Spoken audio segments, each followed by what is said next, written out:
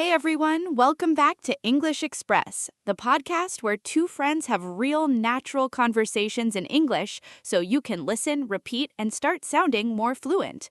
I'm Lexi. And I'm Finn. Today we have a really fun one. We are talking about the World Cup.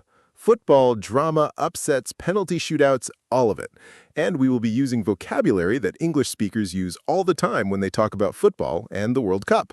So, this is a great episode if you want to sound natural whenever the conversation turns to football. Shadow us as you listen. First time through, just enjoy. Second time, pick one of us and repeat what we say right after we say it. Match the rhythm and the energy. Okay, Finn, are you a big football fan? I would say I am more of a World Cup fan than a football fan. I do not follow club football closely during the year, but when the World Cup comes around, everything changes. I am completely absorbed, watching every game I can, having opinions about every squad, knowing exactly who the underdogs are. I think that describes a lot of people. The World Cup pulls in millions of viewers who do not watch football at any other time. There is something about it, the scale of it, the fact that it is countries competing rather than clubs, the drama of a knockout tournament, that makes it feel different from any other sporting event in the world. The tournament format is a big part of what makes it so compelling. It's not a league where the best team almost always wins. It's a knockout competition where one bad game can end everything. A team that has worked for 4 years to qualify can be eliminated in 90 minutes. That creates incredible, almost unbearable tension.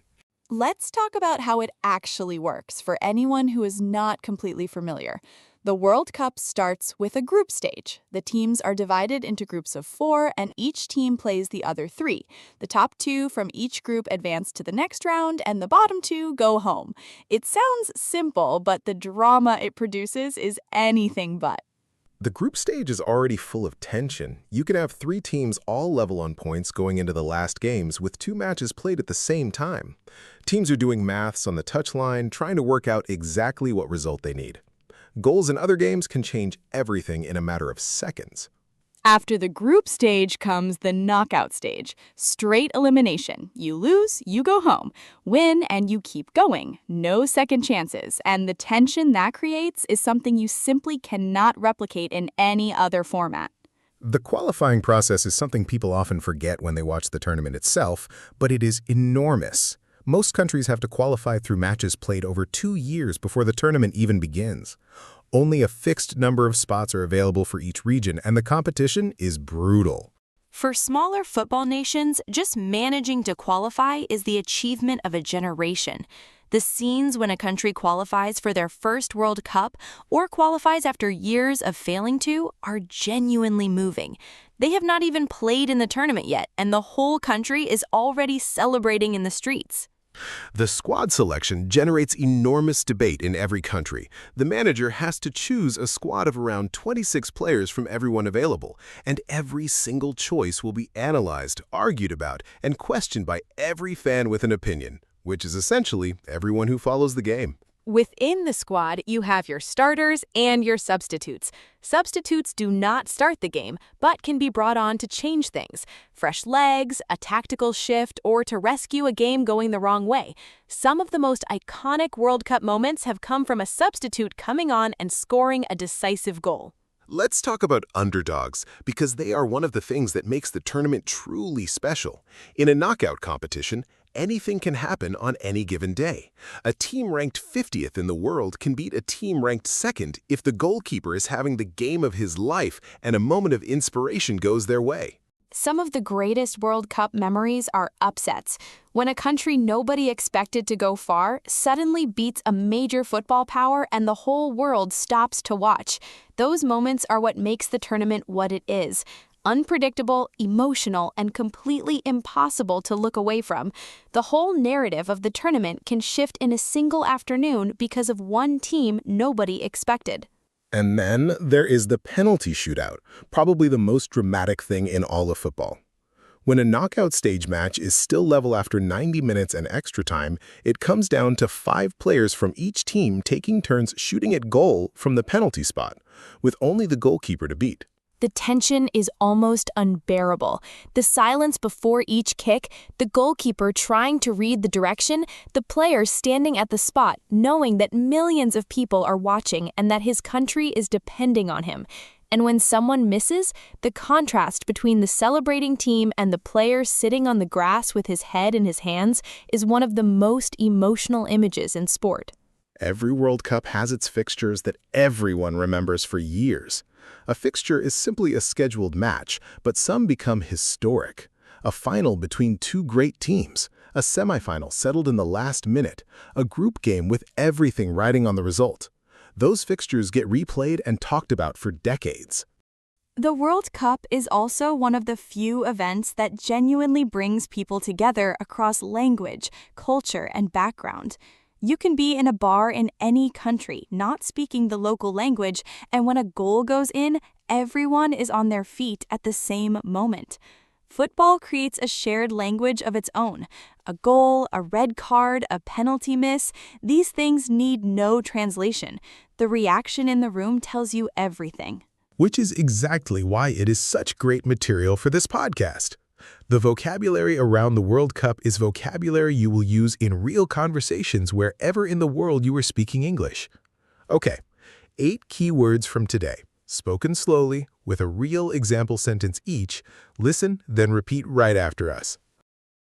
Tournament. A tournament is a competition where many teams compete in a series of matches until one winner is decided. The World Cup is the biggest football tournament on the planet. Squad. A squad is the full group of players selected to represent a team or country. The manager named his squad of 26 players 3 weeks before the tournament began.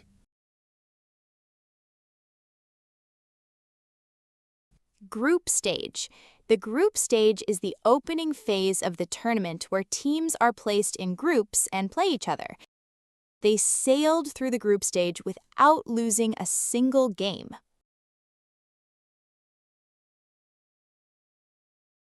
Knockout stage. The knockout stage is the phase where teams are eliminated after a single loss. Once you reach the knockout stage, every single match feels like a final. Qualify. To qualify means to earn the right to compete in a tournament through a series of earlier matches. They worked for 2 years to qualify for the World Cup and finally made it on the very last match day.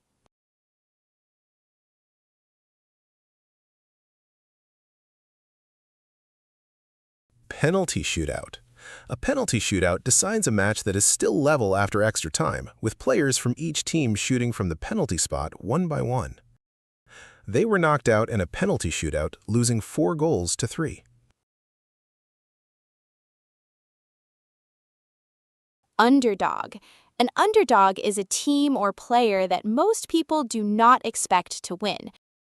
Nobody gave them a chance, but the underdogs knocked out the defending champions in one of the biggest upsets in World Cup history.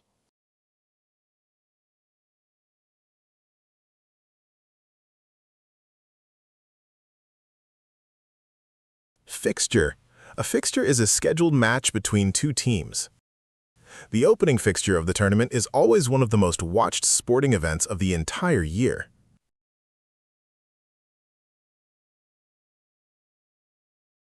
8 words used naturally throughout today. Go back, listen again, notice exactly how each one appeared in context, and try to use them the next time football comes up in a conversation in English. Thank you so much for listening to English Out Loud. Share this with someone who loves football and is also learning English. We will be back soon with a brand new topic. Until then, keep shadowing and enjoy the beautiful game. See you next time.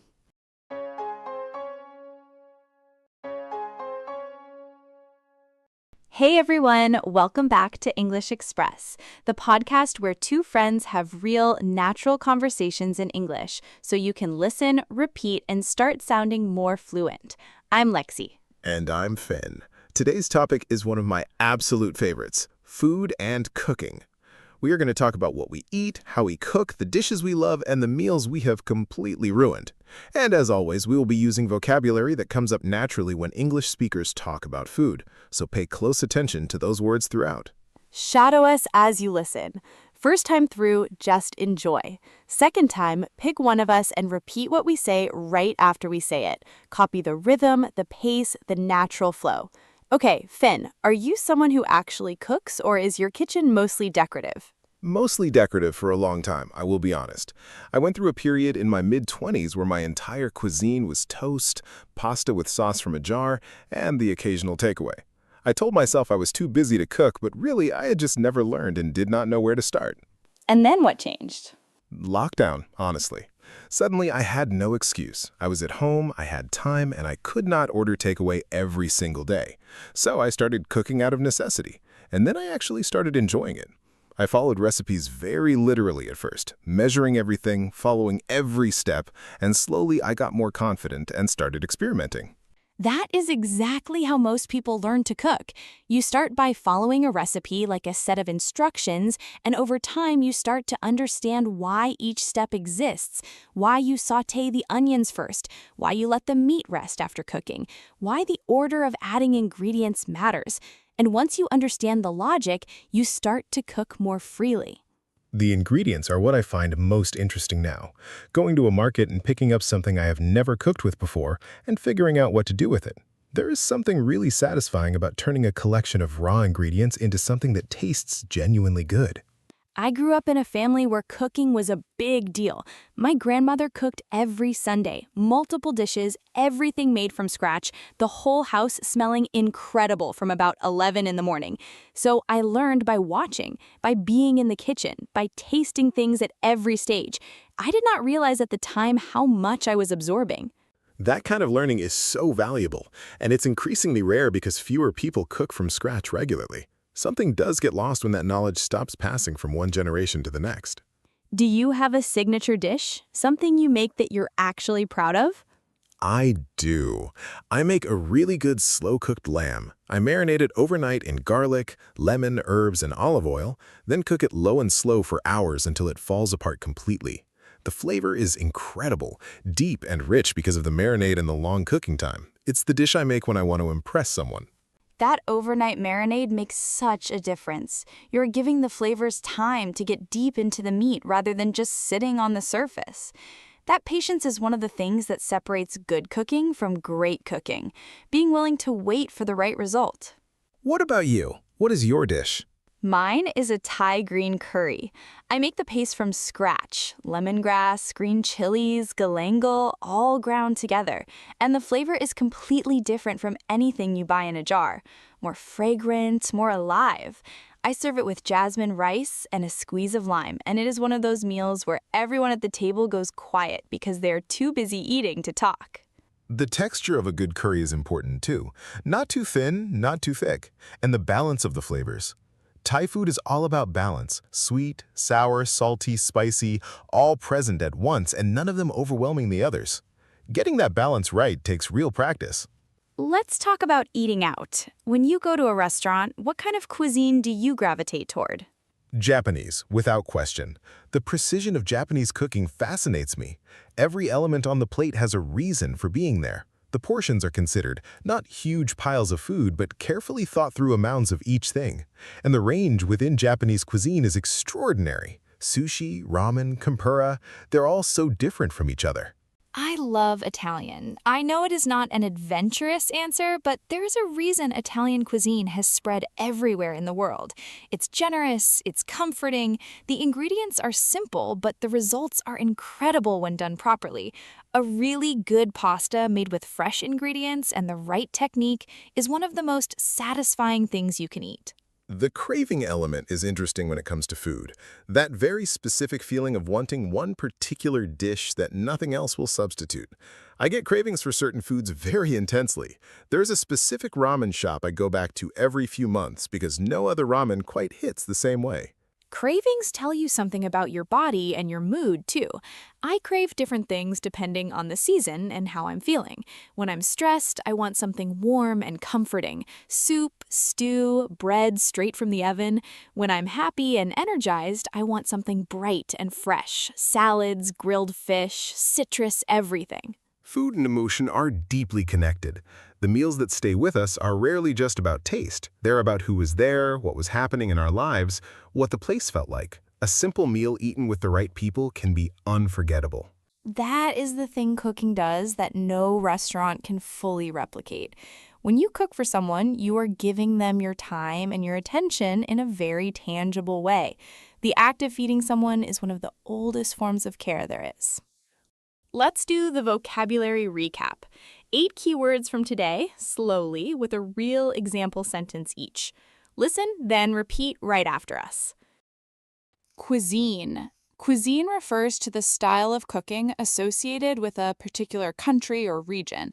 Italian cuisine is one of the most popular and widely enjoyed in the world.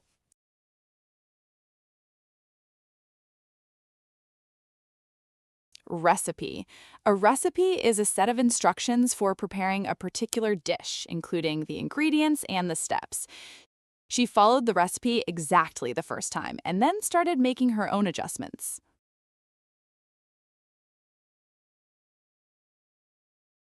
Ingredient. An ingredient is any individual food item used in preparing a dish. The quality of your ingredients makes a bigger difference than the complexity of your technique.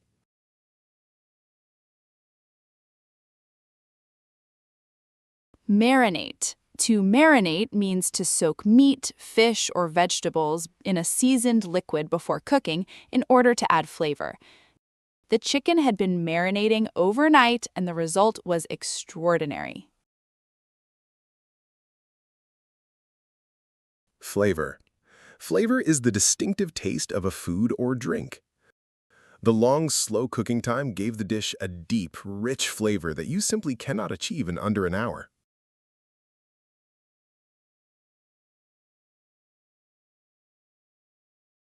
Texture. Texture is the way food feels in your mouth, whether it is smooth, crunchy, soft, chewy, or crispy. The texture of fresh pasta is completely different from dried pasta and well worth the extra effort.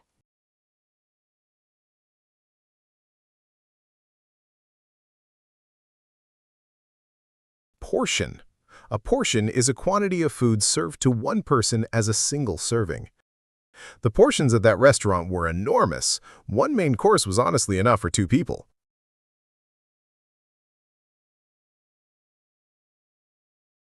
Craving. A craving is a very strong desire for a specific food that is hard to ignore. She had an intense craving for fresh bread and ended up baking her own at 11 o'clock at night.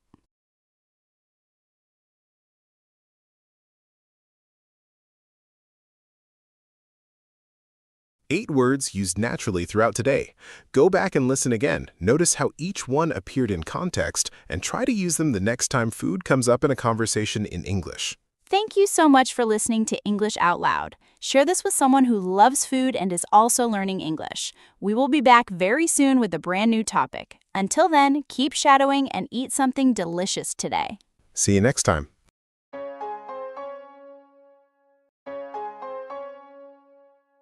Hey everyone, welcome back to English Express, the podcast where 2 friends have real, natural conversations in English so you can listen, repeat, and start sounding more fluent.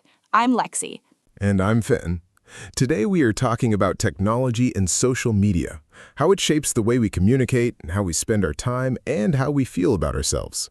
We will be using vocabulary that comes up all the time when English speakers talk about the digital world, so pay close attention to those words as we go.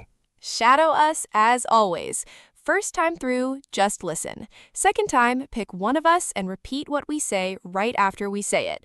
Match the rhythm and the natural pace. Okay, Finn, let's start with an honest question. How much time do you think you actually spend on your phone every day? Too much. Far too much. I checked the screen time report on my phone a few months ago and I was genuinely shocked.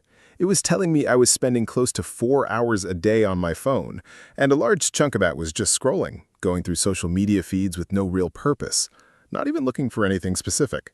That number shocks most people when they first see it because it does not feel like 4 hours. It feels like 5 minutes here, 10 minutes there, but it adds up to something significant without you ever making a deliberate choice to spend that much time there.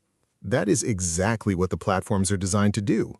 The algorithm that decides what you see is built to keep you engaged for as long as possible. It learns what stops your thumb from scrolling, what makes you pause, what makes you react, and it shows you more of that. You are not browsing the internet is browsing you. That framing always makes me uncomfortable because of how accurate it is. And the thing is, knowing that it is happening does not fully protect you from it.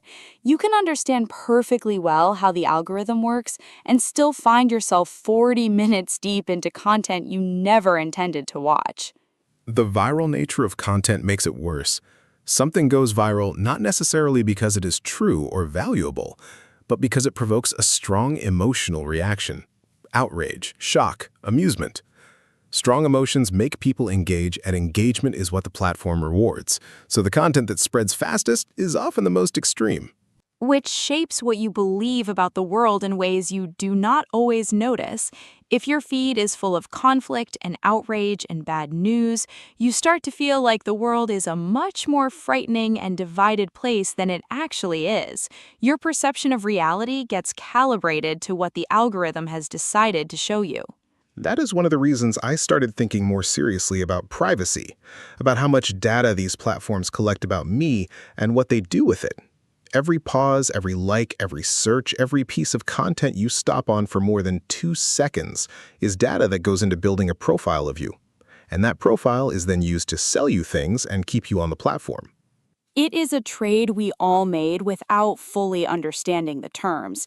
The platforms are free to use, which feels like a good deal, but the real currency is your attention and your data. That's the actual product being sold. Have you ever done a digital detox? Just switched off completely for a period? I did one for a week last year. I deleted the apps from my phone, not permanently, just temporarily. And I was surprised by two things. First, how often I reached for my phone out of pure habit, even when there was nothing to check. My hand just went there automatically. Second, how much better I felt by about day 3. Calmer, more present, less like I was constantly half distracted. That restlessness when you first remove the apps is very telling. It shows how conditioned we have become to constant stimulation. The moment there is any small gap, waiting for something, sitting quietly, the reflex is immediately to fill it with the phone. And when you remove that option, you realize how rarely you just sit with your own thoughts anymore. Let's talk about the influencer side of it, because it is a genuinely interesting shift in how we think about trust and recommendation. An influencer is essentially someone who has built an audience on a platform and can shape the opinions and purchasing decisions of that audience. And that used to be the job of journalists and critics, people with institutional backing. Now it is anyone with enough engagement and the right kind of personality.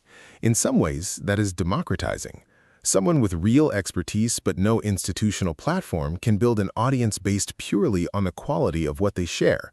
But it also means there is no filter, no editorial standard, no accountability. Anyone can present themselves as an authority on anything. The engagement metrics, the likes, the follows, the shares, become a kind of proxy for credibility that is not always deserved. Something with 1 million views is not necessarily true or well-reasoned. It just connected emotionally with a lot of people quickly, and our brains tend to interpret popularity as a signal of quality even when it is not.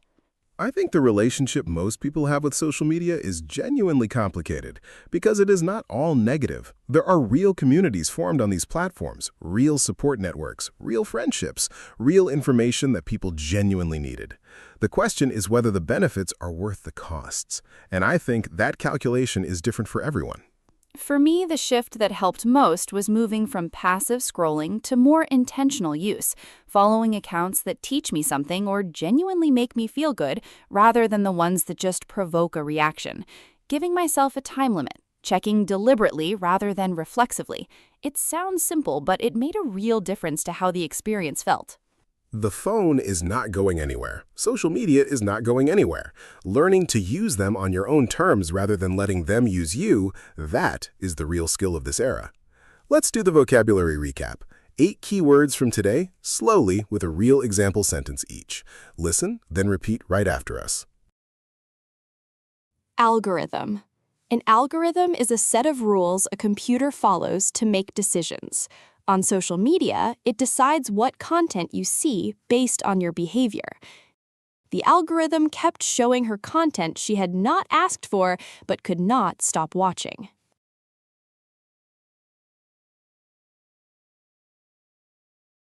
Scroll. To scroll means to move through content on a screen by swiping up or down. He picked up his phone intending to check one thing and ended up scrolling for an hour.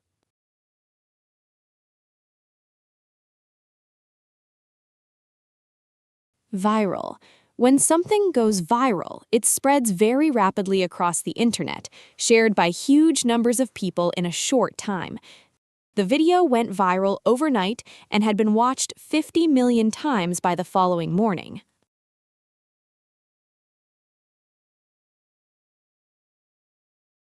Digital detox. A digital detox is a period during which you deliberately stop using digital devices and social media. She did a 1-week digital detox and felt noticeably calmer and more focused by the end of it.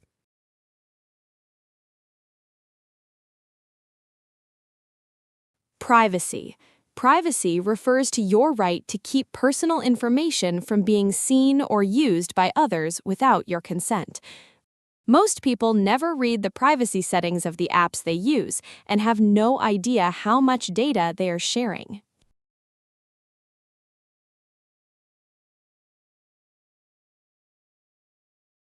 Platform.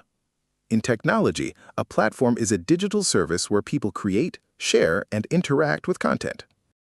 Each platform has its own culture, its own format, and its own type of audience.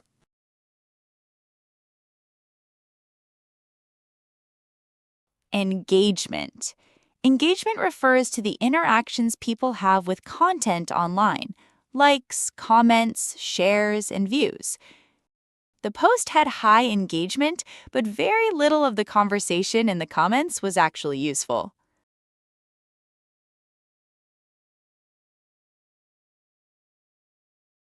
Influencer. An influencer is someone who has built a large following on social media and can shape the opinions or choices of that audience.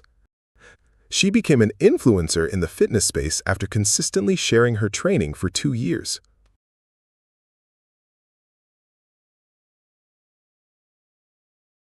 8 words used naturally throughout today. Go back and listen again. Notice how each one appeared in context and try to use them the next time technology or social media comes up in a conversation in English. Thank you for listening to English Out Loud. Share this with someone who is also learning English. We will be back soon with a brand new topic. Until then, keep shadowing and maybe put the phone down for 5 minutes today. See you next time!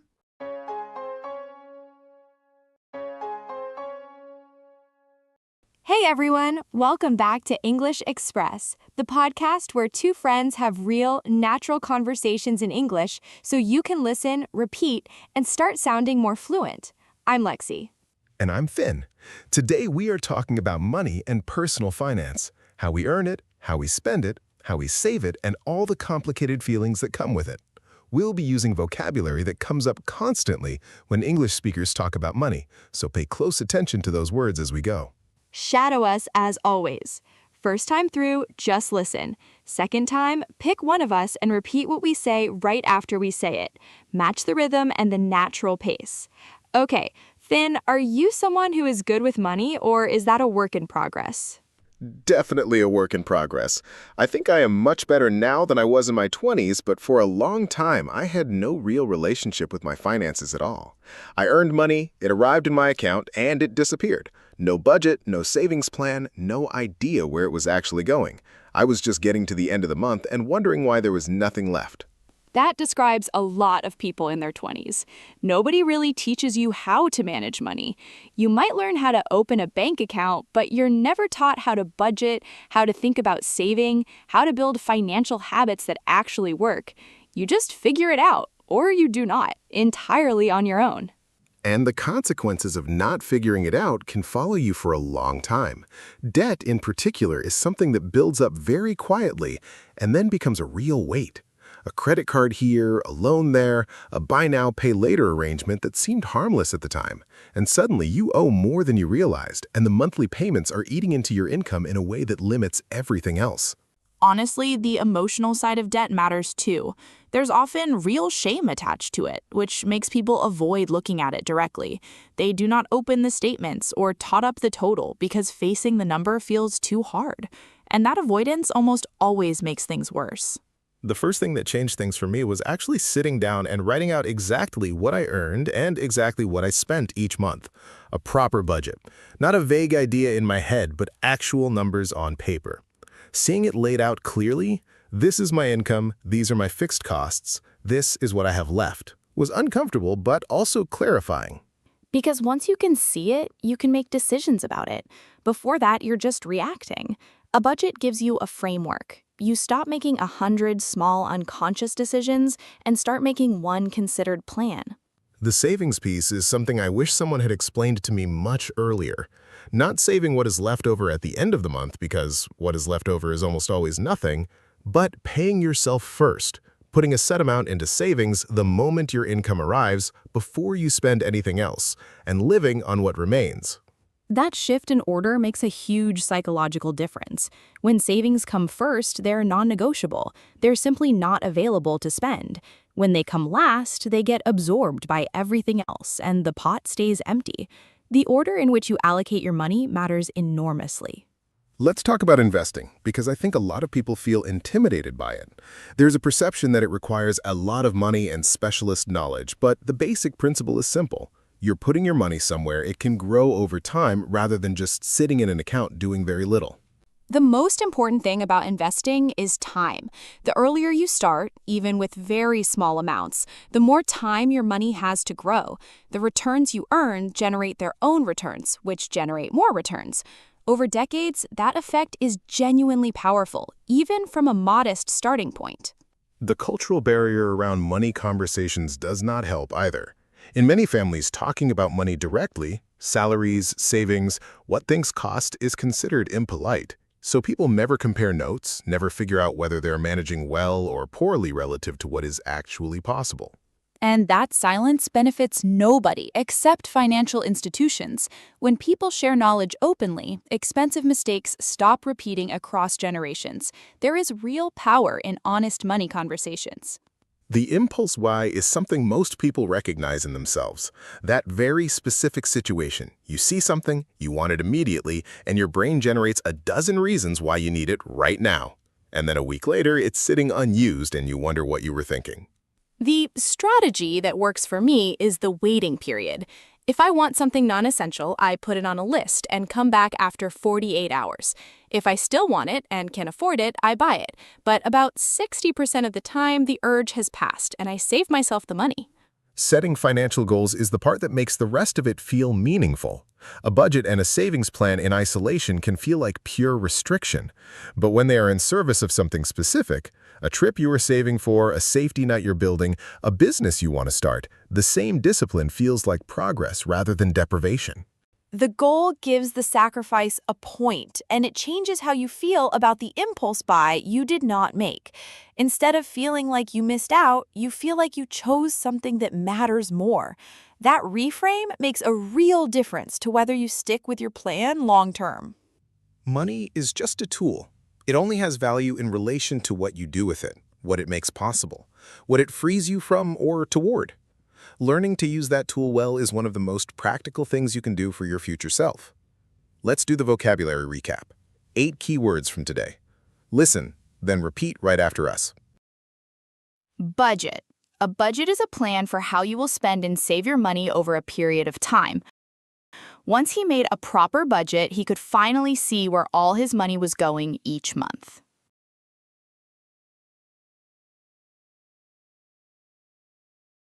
Savings. Savings are the money you have set aside rather than spent. She kept her savings in a separate account so she would not be tempted to dip into them.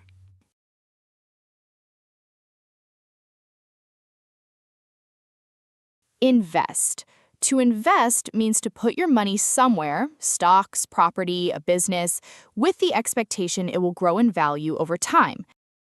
He started investing small amounts in his early 20s, and the results were significant by his 40s.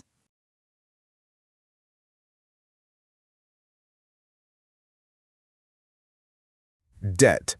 Debt is money you owe to someone else, usually a bank or lender. She spent 3 years paying off her debt and described the day she cleared it as one of the best of her life.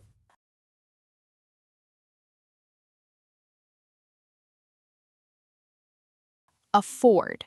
To afford something means to have enough money to pay for it without it causing financial difficulty. Just because you can put something on a credit card does not mean you can actually afford it.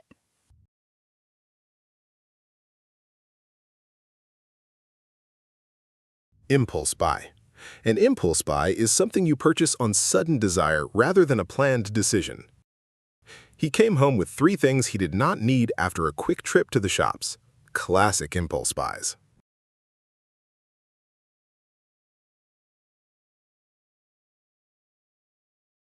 Income. Your income is the money you receive regularly from work or other sources. Her income increased significantly after the promotion, but her spending increased just as fast.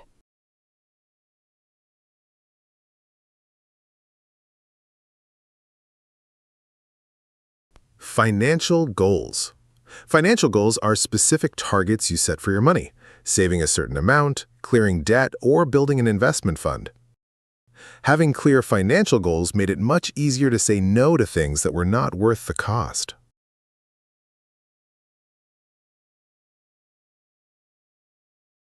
Eight words used naturally throughout today. Go back and listen again. Notice how each one appeared in context and try to use them the next time money comes up in a conversation in English. Thank you for listening to English Out Loud. Share this with someone who is also learning English. We will be back soon with a brand new topic. Until then, keep shadowing and take care of your future self. See you next time.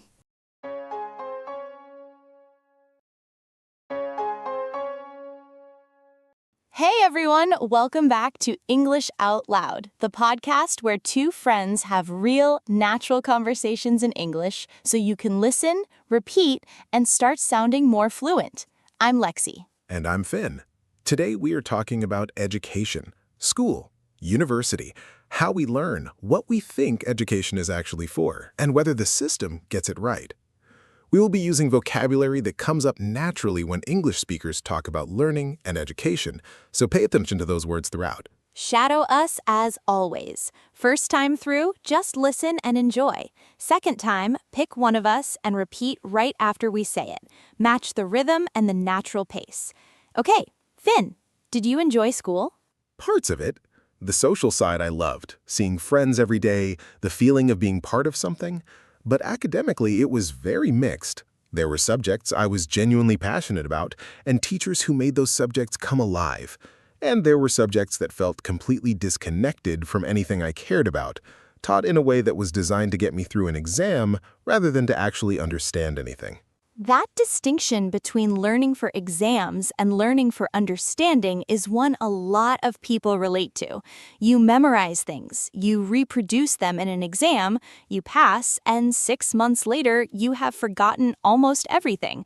The knowledge never really stuck because you were performing understanding rather than actually developing it. And the exam results become the point rather than the education itself, which creates a strange incentive. The student who memorizes efficiently and performs well on tests gets rewarded, even if they haven't developed any curiosity or love of learning. And the student who thinks deeply and asks difficult questions might actually be learning more, but their grade does not reflect it. The curriculum is something I think about a lot. Who decides what is worth teaching? In most school systems, the curriculum has not changed dramatically in decades. You learn the same subjects in roughly the same way your parents did. but the world those subjects were designed to prepare you for no longer exists in the same form.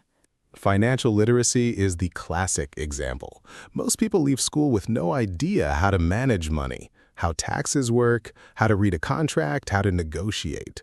These are skills that directly affect your quality of life every single day as an adult, and they are simply not taught. But you probably know the year of a historical battle you will never think about again. The argument for a broad curriculum is that you do not always know what you will need, and exposure to many different subjects builds ways of thinking that are valuable, even if you forget the specific content. But that argument only holds if the teaching actually develops those thinking skills, rather than just transferring information to be reproduced on demand. University was a completely different experience for me. The freedom of it, choosing what to study in depth, engaging with ideas that actually challenged me, having conversations with professors and classmates who were genuinely interested in the same things. I found my intellectual identity there in a way I never did at school. The transition to university can be jarring, though. Suddenly, no one is checking whether you attended, no one is chasing you for work, no one is managing your time. The structure that school provided disappears, and you have to replace it with discipline that a lot of 18-year-olds have never had to develop before. For some people, that freedom is liberating. They flourish the moment nobody's watching. For others, it derails them. They arrive intending to work hard and find that without external structure, the habits they thought they had simply do not hold up. The question of whether university is worth it financially is one more people are asking seriously now. The cost of tuition has increased dramatically in many countries, and the relationship between a degree and a good job is much less direct than it used to be. You can spend 3 years and a significant amount of money and come out into a job market that is indifferent to your qualification. Though the value of a degree was never only financial, learning to research, to construct an argument, to engage with complex material, to meet deadlines, these are transferable skills that matter regardless of what you studied. The subject is often less important than what doing it required of you. Self-directed learning is something I find really interesting because technology has made it more accessible than ever. You can learn almost anything now through online courses, lectures, tutorials, podcasts. Resources that used to be available only to people who could afford formal education are now accessible to almost anyone with an internet connection. The challenge is discipline and structure. In a formal setting, there is a syllabus, there are deadlines. Someone notices if you fall behind. When you learn independently, you have none of that. You have to provide the structure yourself, and most people find that much harder than they expect. But the people who crack it, who develop the ability to teach themselves consistently, end up with a real advantage. The world keeps changing, the skills that are valuable keep shifting, and the people who can keep learning throughout their adult lives are the ones who stay capable and relevant over time. The best teachers I had were the ones who made me want to know more after the lesson ended, who created curiosity rather than just delivering content. Really good teachers are among the most undervalued people in any society. And the relationship between a student and a teacher who genuinely believes in them can be one of the most formative experiences of a person's life. Being seen by someone with knowledge and authority who tells you that you are capable of more than you think, some people carry those words with them for decades. Learning never really stops. The most interesting people I know are still actively curious well into their adult lives, still reading, asking questions, willing to be wrong and change their minds. Intellectual curiosity might be the most valuable thing any education can give you. Let's do the vocab recap. 8 keywords from today, slowly, with a real example sentence each. Listen, then repeat right after us. Curriculum. A curriculum is the full set of subjects and topics taught in a school or educational program. The school updated its curriculum to include more practical life skills alongside traditional academic subjects.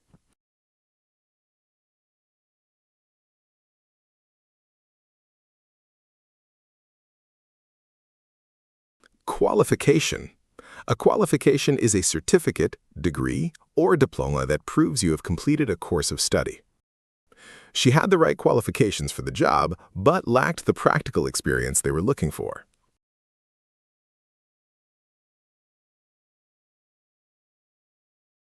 Literacy.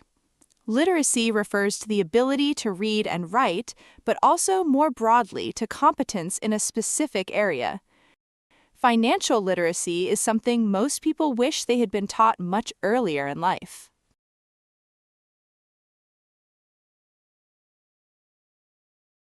Tuition.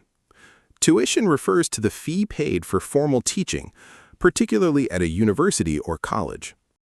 The cost of university tuition has risen sharply over the past 2 decades in many countries.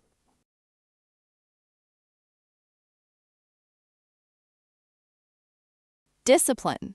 In the context of learning, discipline means the ability to make yourself study consistently, even when you do not feel motivated. Self-directed learning requires a level of discipline that a formal classroom structure normally provides for you.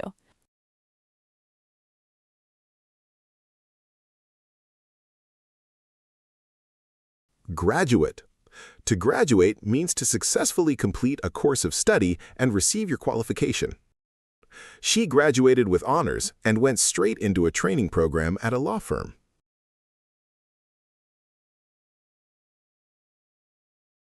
Syllabus. A syllabus is a detailed outline of the topics that will be covered in a particular course. He read through the syllabus on the first day and immediately felt overwhelmed by the amount of reading required.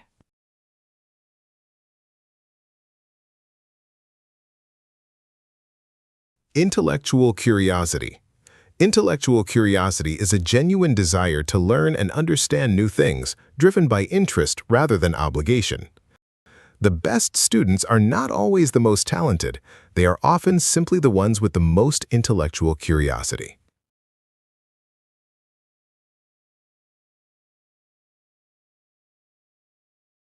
Eight words used naturally throughout today. Go back and listen again. Notice how each one appeared in context and try to use them the next time education comes up in a conversation in English. Thank you so much for listening to English Out Loud. Share this with someone who is also learning English. We will be back very soon with a brand new topic. Until then, keep shadowing, keep learning, and stay curious. See you next time.